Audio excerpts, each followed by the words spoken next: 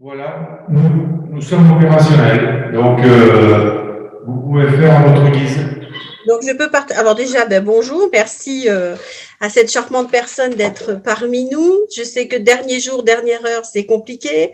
Je vais faire rapide parce que vous avez un bus.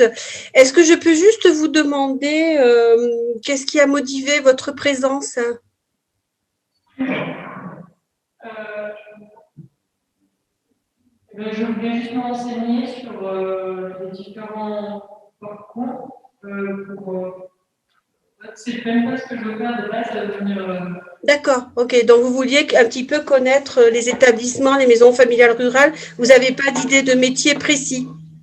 Si justement je voulais faire un BTS question et protection de la nature, je me suis dit que Oui, en forestière, c'était un petit peu en rapport. Voilà, d'accord. Je vous entends mal. Il y a des coupures, hein. Elle va mettre son micro devant la bouche. D'accord, je voulais faire un, je voulais faire un BTS gestion et protection de la nature. d'accord. Et du coup, j'ai vu qu'il y avait gestion forestière. Du coup, je me suis dit que ça allait, c'était peut-être en rapport. Ok, très bien. Très bien, très bien. Bon, ben, je vais démarrer le PowerPoint. Donc, je vais le démarrer, puis au fur et à mesure, je vous présenterai nos maisons. Très très bien. Merci. Comme je vous vois plus, vous me dites si tout fonctionne bien. Voilà. Vous voyez quelque chose? Oui, on est sur la page orientation post-bac. D'accord, ok. Et vous, c'est en diaporama ou parce que... Ah Ouais, voilà. vous mettez en diapo et à partir du début, impeccable. D'accord, voilà.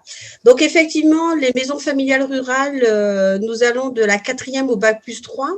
Donc c'est alors là je vous ai mis un petit film mais que je vais pas vous passer, il dure 2 minutes. Si vous tapez la formation en MFR, vous pouvez y accéder. Donc je vais vous passer le petit film parce que bon, on n'a pas trop de temps devant nous. Donc les maisons familiales rurales, effectivement, nous sommes un modèle unique et le film voilà. Et une maison familiale rurale, effectivement, c'est un établissement qui pratique l'alternance. Donc nous sommes des petites structures où nous accueillons en moyenne 250 élèves dans nos établissements, sachant que nous pratiquons l'alternance, donc il y a en moyenne 125 élèves dans l'établissement, et avec l'idée que nous sommes là pour vivre ensemble. Et généralement, nous sommes situés à la campagne parce que pour la plupart du temps, nous répondons aux besoins des territoires. Donc, par exemple, la MFR que vous avez vue sur la nature se trouve à Javol, donc c'est du côté de Mende. Et bien entendu, dans chaque maison, nous avons l'internat, puisque l'internat pour nous est important pour le vivre ensemble. Vous m'arrêtez, hein, parce que moi, sur les maisons familiales rurales, je peux vous en dire beaucoup. Notre idée, c'est effectivement de vivre en communauté.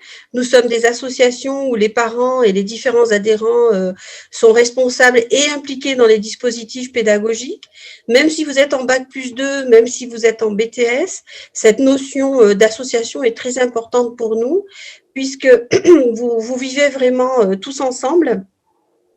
Alors, bien entendu, quand vous êtes à l'AMF, il n'y a pas forcément les quatrièmes avec vous, hein, avec le rythme d'alternance, mais l'idée, c'est que du matin jusqu'au soir, vous participez à la vie en maison familiale rurale. Vous avez donc une gouvernante, vous avez comment ça s'appelle, qui s'occupe des jardins, etc. Vous avez un homme, un technicien. Donc, c'est vraiment la vie comme à la maison.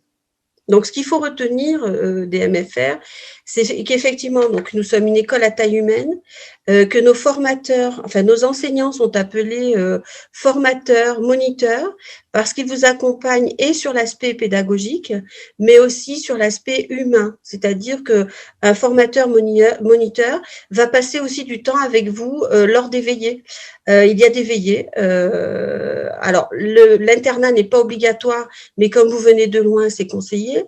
Et lors de ces veillées, on peut continuer à travailler sur des projets autres que votre projet professionnel.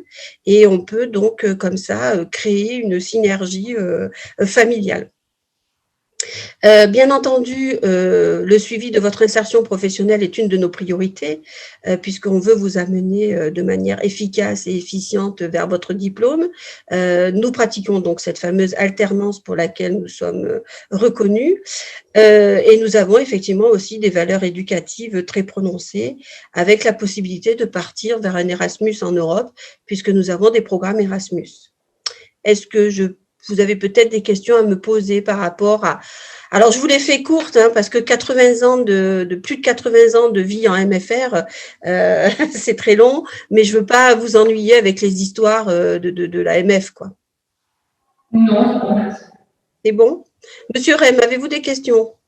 Non, ça va, ça correspond tout à fait à ce que nous connaissions des MFR. Le plus, quand même, à reconnaître, c'est les stages Erasmus. C'est pardon? Le plus est d'entendre la possibilité de stage Erasmus. Ah oui, oui, oui, tout à fait, puisque là, nous sommes en plus sur des BTS, donc effectivement, la possibilité de partir. Alors, c'est vrai que depuis l'année dernière, nous n'avons pas de projet Erasmus, ce n'est pas possible avec la Covid. Par contre, cela ne nous empêche pas de nous déplacer au sein d'autres maisons sur le territoire national, puisque nous avons quand même plus de 430 maisons sur le territoire et 1000 avec l'international.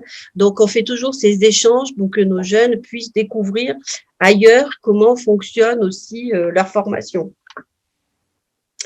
Voilà, donc après, on va passer donc les MFR Occitanie-Méditerranée. Donc là, vous avez une petite carte. Donc là où il y a les flèches, ce sont effectivement les MFR qui proposent du post-bac. En ce qui concerne la jeune fille qui est parmi nous, alors on a le Grand Mas, où il y a de la production horticole, si toutefois vous ne vouliez pas partir trop loin. Et après, il y a effectivement tout ce qui est l'exploitation forestière sur Javol. Javol étant au-dessus de Mende et le Grand Mas étant à Uzès. Je ne sais pas si vous situez, mademoiselle. Oui, oui. C'est bon. Voilà. Bon, sachant que les deux ont un internat et sachant que les deux aussi, suivant votre moyen de locomotion, mettent à disposition des minibus pour venir vous chercher dans le centre-ville et pour vous amener à la MFR si vous n'êtes pas forcément véhiculé. Ce qui est peut-être votre cas, je ne sais pas. Non, c'est bien. Je pense que je vais m'en sortir. D'accord, ok. Donc, vous connaissez bien entendu, puisque vous êtes en plein cœur de votre orientation, donc les différents parcours post-bac qui sont aussi en MFR. Donc, vous avez la possibilité de faire formation courte, DUT, BTS, formation longue, licence, etc. et formation en alternance. Donc, nous avons effectivement du BTS et de la licence sur plusieurs maisons. Et les formations se font en alternance, puisque... Comme je le disais tout à l'heure, l'alternance est au cœur de notre enseignement, puisque que vous ayez un statut scolaire, puisque les deux sont possibles à MFR, soit de suivre la formation scolaire en faisant des stages, soit de suivre la formation aussi en apprentissage. Je ne sais pas si vous avez pensé à la possibilité d'apprentissage. Non, je pensais rester sur des études, comme vous avez cité avant. Scolaires, traditionnelles. Oui, c'est ça. D'accord. Ou donc, effectivement, vous aurez des stages à faire, mais où vous ne serez pas rémunéré comme vous pourriez l'être en tant qu'apprenti. En ce qui concerne la MFR de Javol, le BTSA, gestion de la forêt, se fait donc sur les deux statuts. Donc après, charge à vous de voir ce qui est le plus intéressant pour vous, si vous le faites en scolaire ou si vous le faites en apprentissage. Ça, c'est une discussion à avoir avec la direction et en fonction aussi, bien entendu, de vos moyens, puisque dans un cas, il y aura une participation financière, puisque les MFR, effectivement, sont pas des écoles privées, mais l'internat, la demi-pension et l'enseignement ont un coût. Par contre, si vous êtes apprenti, vous n'aurez plus que le coût de l'internat et de la demi-pension, puisque votre statut est différent et du coup, votre formation est payée par votre employeur et n'est plus à votre charge. Bien entendu, si vous êtes boursière, après, ce sont des calculs à faire. On va sur le site et on calcule avec vous quel est le coût de cette scolarité. Est-ce que vous avez des questions? Oui, j'ai une question. Quand vous citez en formation courte, DUT, BTS, c'est une information générale ou vous avez une collaboration avec un IUT? Non, c'était pour donner une image des possibilités. Je parle de DUT parce que c'est vraiment les formations courtes. Bac plus 2, c'est ce qu'il y a de plus court et ce sur lequel les jeunes peuvent aller. Donc, c'était un peu pour avoir ce focus sur ce qui est possible post-bac et quand justement, on est sur Parcoursup et les différents endroits où on veut aller. Mais nous, non, nous n'avons pas de DUT. Je parlais de collaboration. Sachant que maintenant, le DUT se transforme en but, en bachelor. Oui. Voilà. Ah, mais Ça d'accord. va arriver à la rentrée prochaine. Ok, oui, mais je ne l'ai pas mis parce que, bon, comme on n'y est pas encore, c'est comme tout ce qui est licence aujourd'hui, on parle de bachelor, donc c'est un nouveau terme un peu plus séduisant, on va dire. Est-ce que vous avez des questions? Je vois qu'il y a une autre personne qui est arrivée. Oui. D'accord, une autre personne qui est éventuellement intéressée par les études en MFR? Oui, par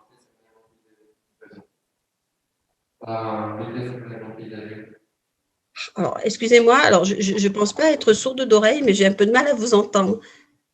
Ça serait pour faire un BTS aménagement paysager. D'accord, BTS paysagiste, c'est ça?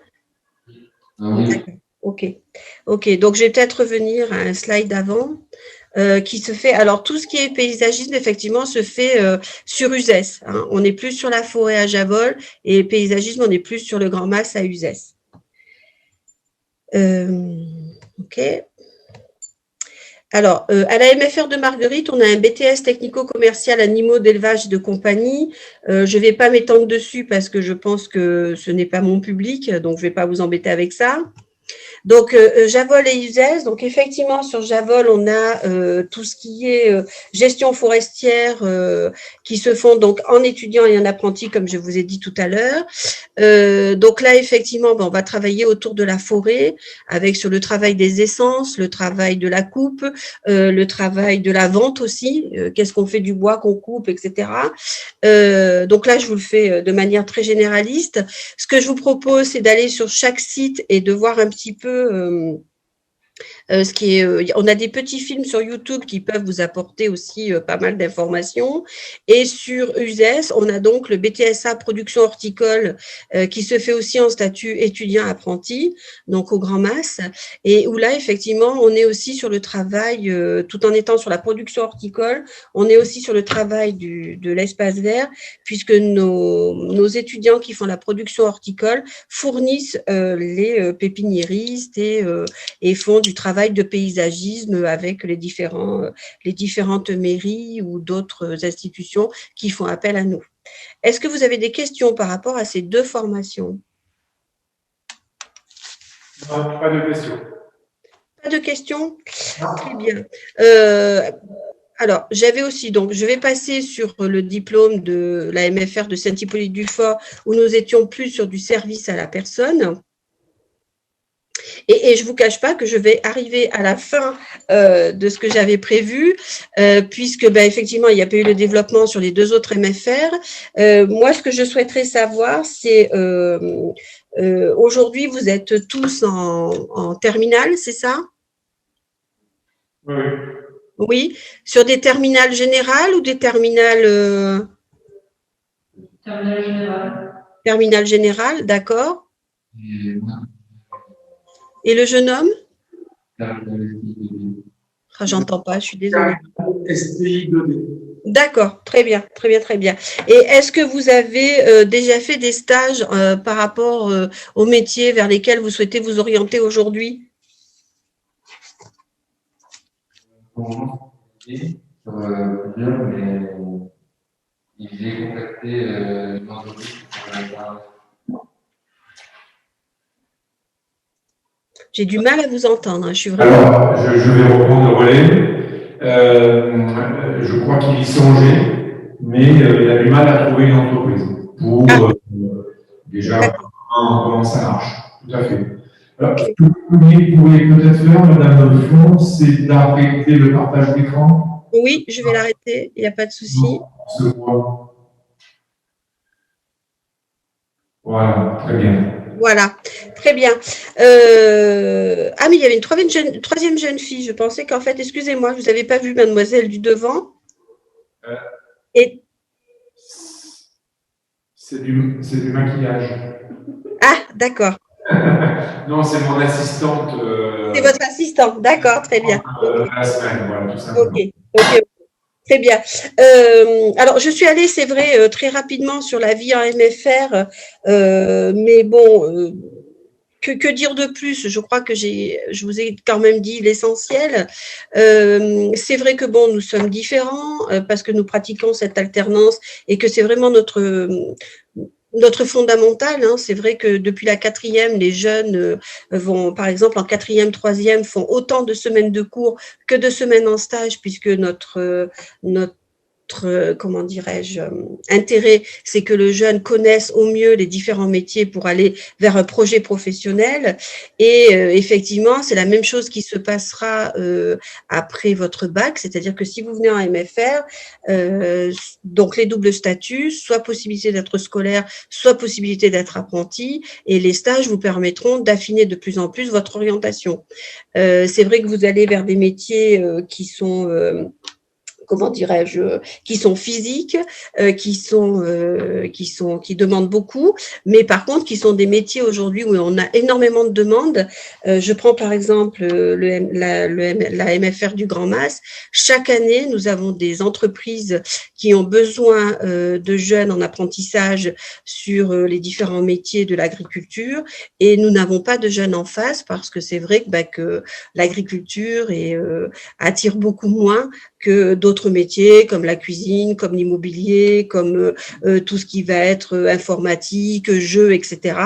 Et par contre, ce qu'il y a d'intéressant pour travailler en étroite collaboration avec la Chambre d'agriculture, il faut savoir qu'on est dans un département où dans les 5 ans à venir, plus de 80 000 producteurs, agriculteurs vont arrêter leur 80 000, plus de 8 000, j'avais des grands chiffres, vont arrêter leur activité et n'ont pas de repreneurs.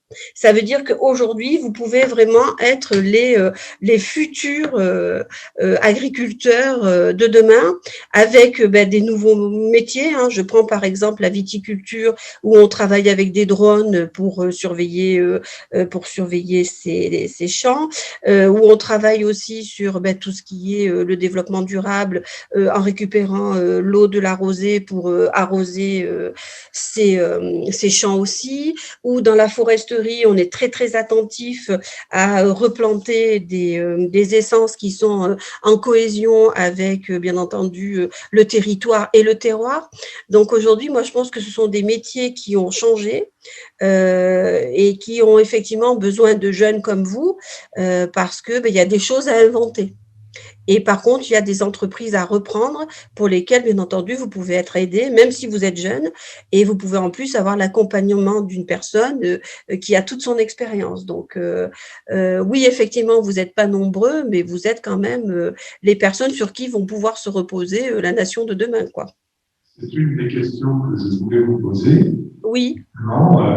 Donc, vous êtes au fait des reprises d'exploitation. Oui. Et éventuellement, il peut y avoir une coordination entre le stagiaire et la personne qui va cesser son activité. Ah, tout à fait, tout à fait. Parce que cela fait partie, effectivement, d'une des fonctions dites sociales et économiques au niveau de la Fédération des MFR, de mettre en rapport, donc justement, le stagiaire dans le domaine qu'il a choisi, avec le professionnel qui, en cessant son activité, peut lui apporter ce complément d'information. Tout à fait. Mais c'est notre rôle. Hein, oui, oui. Notre rôle, hein, nous, alors je ne l'ai pas dit dans l'introduction, mais c'est vrai que les maisons familiales rurales, nous répondons vraiment aux besoins du territoire. Et je ne sais pas si vous connaissez Claré, qui est en bordure Gare Hérault, qui se situe vers Sauve-Quissac. Donc Claré est un petit village charmant au pied du pic Saint-Loup. Et aujourd'hui, il y a une MFR qui dispense les titres restauration, cuisine et agent de restauration. C'est vrai que on est très étonné qu'il y a cette MFR là-bas, mais c'est une vraie demande des élus qui sont venus nous chercher en nous disant, voilà, nous, on est dans un territoire où il y a des demandes, où il y a des attentes de formation, sinon tout est sur Montpellier, mais les jeunes n'ont pas forcément les possibilités de se déplacer et d'aller sur Montpellier, et donc on répond à ces besoins des territoires. Et c'est vrai qu'en répondant aux besoins de l'agriculture, même si c'est pas un métier fun, parce que c'est vrai qu'on sait qu'il y a des côtés qui sont moins fun, hein, comme je disais, oui, travailler la terre ne s'est pas encore surélevée d'1 mètre, hein, il faut se baisser, il faut travailler, mais malgré tout, il y a des possibilités et des débouchés, et en plus, reprendre une activité d'un ancien, c'est valorisant et pour lui et pour vous, parce qu'il y a une continuité. Est-ce que parmi les 8000 potentielles cessations d'activité, vous avez à peu près une portion où vous pouvez faire une répartition d'activité? Je pense à nos 2 jeunes là, qui, Oui. Pour l'une, est plus intéressée par la gestion forestière. Mmh. Oui, avec une partie environnementale, nature, voilà. Et notre jeune homme qui, lui, est plus dans le paysagisme, donc l'exploitation paysagère, etc., etc. Est-ce que là, dans ces 2 domaines, moi, je ne savais pas, il me semblait qu'ils n'étaient pas touchés, est-ce que ces 2 domaines sont touchés? Oui, oui, oui, ils sont touchés.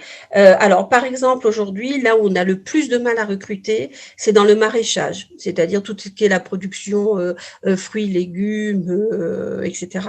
Le maraîchage, aujourd'hui, c'est vrai qu'il n'attire pas les jeunes parce qu'on a encore une idée du maraîchage avec peut-être une culture intensive, des produits dont on ne devrait pas se servir, etc. Sauf qu'il y a aujourd'hui quand même des gros efforts qui sont faits puisqu'on arrive à la culture raisonnée, à la permaculture, qui sont des choses qu'on propose, hein, puisque c'est aussi une attente de la future clientèle. Donc le maraîchage est touché, jardin espace vert aussi. Pour vous donner un exemple d'idée, à la MFR d'Uzès, à la rentrée de septembre, nous avions 12 entreprises qui attendaient des apprentis. Nous n'avons pu en fournir que 8. Parce que, effectivement, les jeunes ne voulaient pas y aller. Par exemple, aujourd'hui, un métier qui est fort peu méconnu dans notre activité, c'est tout ce qui est la maintenance des matériels, jardin, espace vert. Donc, on a effectivement le métier de tractoriste qui est attendu, mais par contre, tout ce qui va être travail sur le matériel, maintenance du matériel, donc espace vert, ça va aller de la tondeuse en passant par la tronçonneuse. Alors, quand je parle de la tondeuse, c'est pas la petite tondeuse qu'on passe dans nos 500 mètres carrés, c'est la tondeuse autotractée, etc. Oui, on a besoin aujourd'hui de mécaniciens pour les jardins, pour jardin espace vert, et on en a très peu. Donc, c'est un métier qui est en demande. Pour la foresterie, pareil. Pour tout ce qui est recherche agronomique, tout ce qui est recherche dans l'Office national des forêts pour justement préserver nos forêts, on a aussi une forte demande, mais qui attire beaucoup moins. La preuve ce soir, hein, on est 2, et je pense que vous avez dû avoir des formations style audiovisuel, style l'informatique, style les jeux en réseau, où vous devez avoir l'amphithéâtre qui devait quasiment être plein. Voilà, donc on est vraiment dans ce phénomène où on a un manque, alors qu'on a des possibilités sur ces métiers qui sont méconnus. Moi, je vois, par exemple, ce que je trouve de très intéressant, c'est aujourd'hui les drones qui survolent les forêts, qui font des films, qui nous montrent combien les pluies sont agressives, combien les essences ne sont pas au bon endroit, les plantations, enfin, la déforestation et tout ça avec les drones. Enfin, vous voyez, c'est une autre manière de s'approcher de la nature et justement de prendre en compte les dégâts et comment on va pouvoir y pallier. Et également, hier soir, je suis tombé sur un reportage où effectivement le drone est devenu un outil au même titre que le tracteur. Tout à fait. C'est-à-dire que le drone est un complément, on va dire une machine complémentaire qui permet aux viticulteurs, par exemple, ou même agriculteurs, de répartir les traitements biologique, bien entendu, puisqu'on parle essentiellement de ça, mais aussi voir, par exemple, si la récolte, les fruits, le raisin et d'autres semences sont prêtes pour le ramassage. Donc, c'est effectivement un outil qui nécessite quand même une certaine logique et une certaine formation. Mhm. Oui, oui, et puis bon, ben, vous prenez en apiculture aussi, il y a plein de nouveautés, de manières de fonctionner, de diriger justement avec les drones les abeilles. Enfin, bon, c'est passionnant. Après, bon, moi, je ne suis pas une agricultrice, hein, absolument pas, mais c'est vrai que je m'aperçois qu'aujourd'hui, il y a des choses très intéressantes qui sont méconnues par le public. D'ailleurs, je vous donne une date, le 18 avril, à la Chambre d'agriculture de Nîmes. Nous allons faire pour la deuxième année une journée, alors apprentissage dans l'agriculture avec un job dating saisonnier pour que justement ce job dating saisonnier puisse peut-être ouvrir sur une formation pour que les jeunes puissent aller dans les métiers de l'agriculture. Mais ça, oui. Oui, pardon. Je me dirigeais vers notre garçon, puisqu'on va parler de notre fille et de notre garçon. Donc, pour notre garçon qui avait quelques difficultés à, on va dire, avoir un aperçu au sein de l'entreprise, je pense que ce job d'acting peut être assez intéressant si toutefois, cet été, tu veux te faire une idée du métier, de paysagisme ou de la partie paysager. Oui, tout à fait. Ça va être tout à fait intéressant. Puis, pour notre jeune fille, c'est pareil. Je ne sais pas quels sont vos projets cet été, si vous envisagez des vacances pures et simples, ou si vous souhaitez trouver un stage, entrer dans une structure pour améliorer vos connaissances. Je ne sais pas ce que vous pensez. Est-ce que vous avez pensé à ça? Je n'ai pas encore pensé à ça. Non. Mais pour notre jeune homme, ça peut être une bonne solution parce que là, effectivement, tu verrais, à mon avis, des exploitations, des exploitants qui sont prêts à effectivement partager, comme on disait tout à l'heure, leur expérience et donner leurs informations, je dirais même leurs petits trucs qu'on n'a pas forcément dans nos éléments. Et voilà, et tout ça c'est pertinent et c'est très intéressant. Après, moi, ce que je vous propose aussi, c'est bien entendu de prendre contact avec les différentes MFR qui proposent les métiers. Vous, jeunes filles, ben, si vous voulez aller à Javol, donc c'est dans l'Aubrac, c'est juste au-dessus de Mende. Je peux vous donner les coordonnées, vous les envoyer ou vous les trouvez bien entendu sur Internet. Et après, pour le jeune homme, ça sera sur la MFR d'Uzès, où vous pouvez aussi venir vous déplacer, rencontrer des élèves qui sont en cours, qui peuvent vous parler des métiers. Et vous avez aussi des petits films YouTube qui sont sur nos différents sites où vous pouvez avoir aussi ces informations et surtout venez, visitez-nous, rencontrez-nous et puis après, bien entendu, vous ferez votre choix. Hein. Justement, avec la crise que nous connaissons, les portes sont quand même ouvertes des MFR. Alors, demain, nous avions une journée porte ouverte que nous annulons pour les personnes qui n'ont pas rendez-vous, parce qu'on avait préconisé de prendre rendez-vous. Donc, demain, les MFR sont ouvertes. Donc, si ce jeune homme veut se déplacer jusqu'à Uzès, vous pouvez venir. Après, s'il y a trop de monde, on ne pourra pas vous accueillir.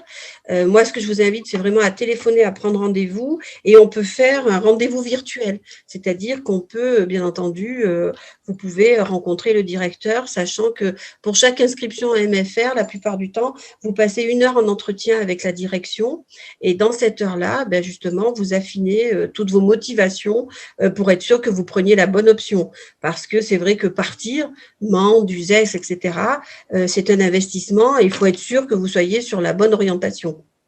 C'est ça. Donc, n'hésitez pas. Rendez-vous virtuel, rendez-vous téléphonique, visite virtuelle de la MFR, témoignages de jeunes, tout ça est à votre disposition sur différents outils. Des questions? Non, pas spécialement. Est-ce que, en venant dans cette conférence, Est-ce que Madame Font a répondu à ce que vous cherchez potentiellement? Pas vraiment, mais du coup, je pense que je vais pas venir dans la bonne conférence. Non, non, mais c'est pas grave. Expliquez-nous le pas forcément. Parce que peut-être que nous n'avons pas vraiment bien compris ce que vous cherchiez. Je cherchais surtout pour avoir connaître les différents parcours qu'il y a pour arriver en gestion forestière ou en gestion de protection de la nature, dans des métiers plus élevés comme de la recherche, écologue, etc. Alors, j'entends, mais ce qu'il y a, c'est que pour aller en recherche, il faudra effectivement que, alors un titulaire du BTSA gestion forestière peut aller bien entendu en recherche, en agronomie, etc. Pendant vos 2 années de BTS, là, vous allez faire des stages, par exemple, en Office national de forêt, en direction départementale des territoires. Vous pouvez aller aussi en centre régional de propriété forestière, en collectivité territoriale, mais aussi en coopérative, en chambre d'agriculture, parce que vous allez travailler, par exemple, sur le BTS gestion forestière, sur tout ce qui va être l'organisation économique, sociale et juridique d'une entreprise qui va gérer la forêt, comment on gère une forêt, quelles sont les techniques pour gérer cette forêt, quelles sont aussi la technologie et tout ce qui va être autour du multimédia par rapport au métier de la forêt. On va aussi travailler sur la valorisation des bois, des différentes essences. Qu'est-ce qu'une planification forestière? Qu'est-ce qu'on fait dans une forêt dans l'année? Quand est-ce qu'on coupe? Est-ce qu'on coupe toute l'année? Est-ce qu'on coupe qu'à des moments donnés? Quel style d'arbre on va couper?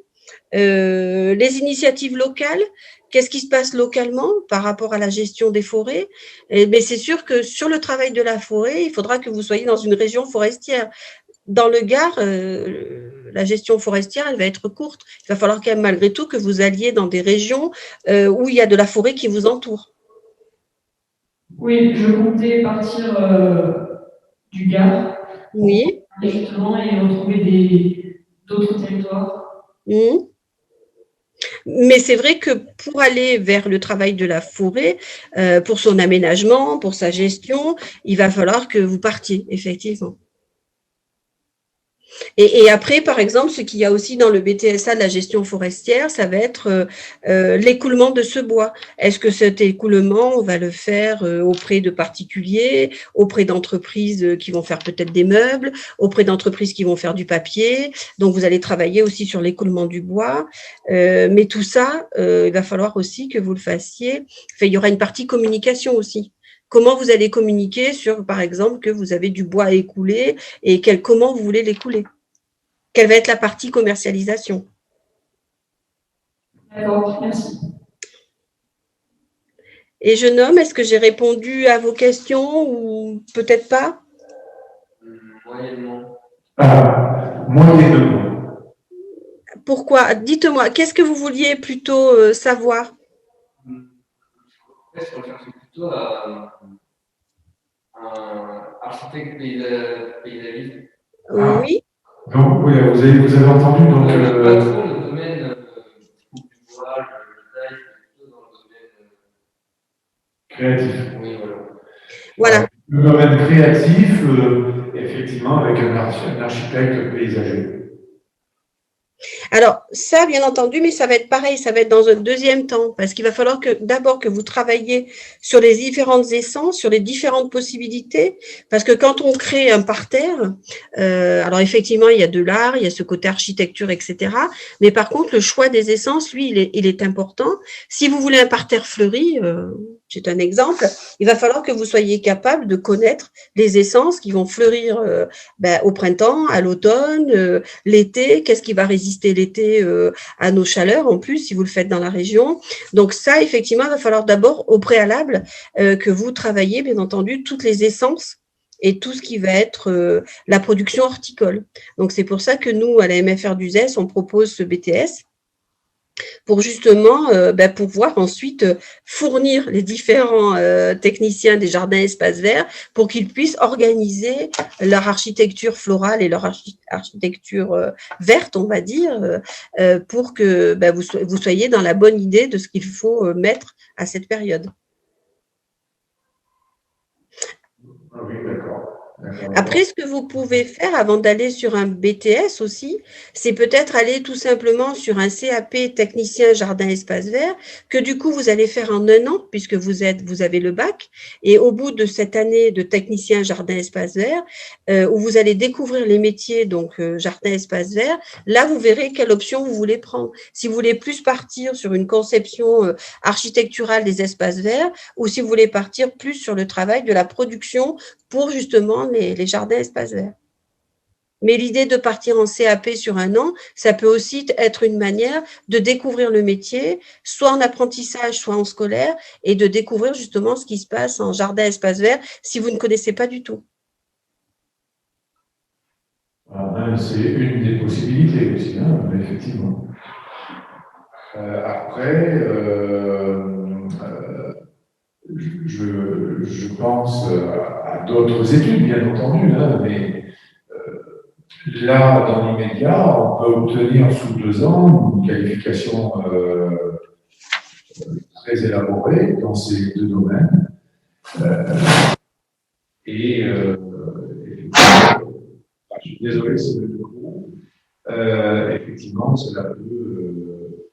on peut regarder une formation différente. On peut regarder ça ensemble. Ça ira? Ok, très bien.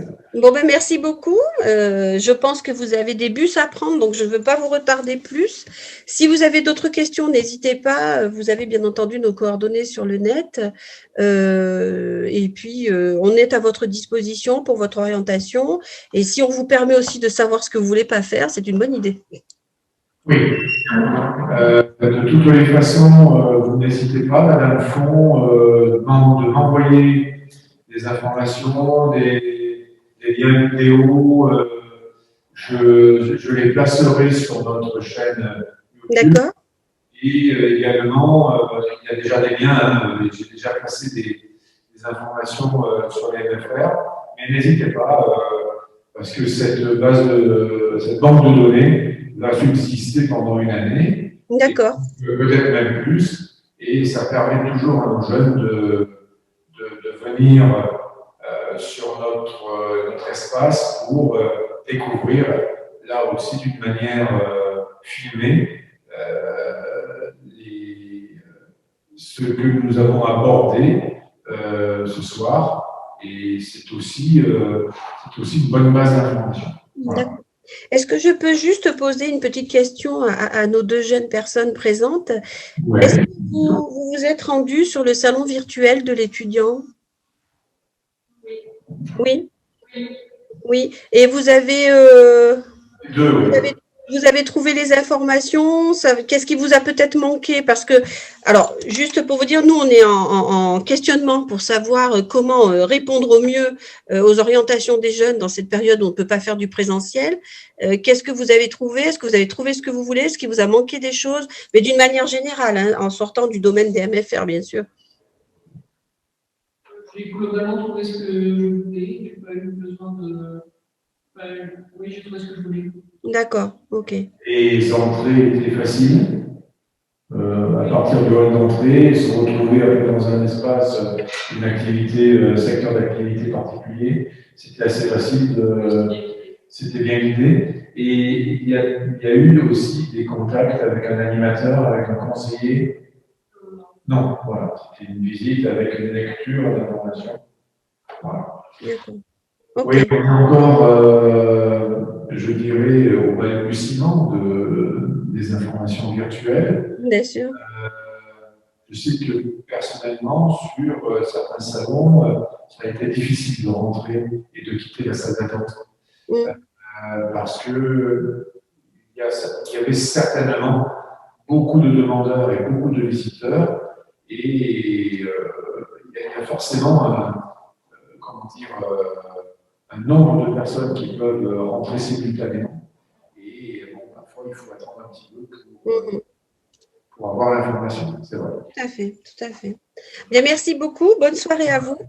Mais merci, je vais donc arrêter l'enregistrement et vous renouvelle, eh bien, oui, vraiment mes remerciements parce que vous avez fait un très très gros effort pour qu'on se voit ce soir. Merci beaucoup, Madame Font, à bientôt. Je vous remercie. Bonne soirée, bon week-end.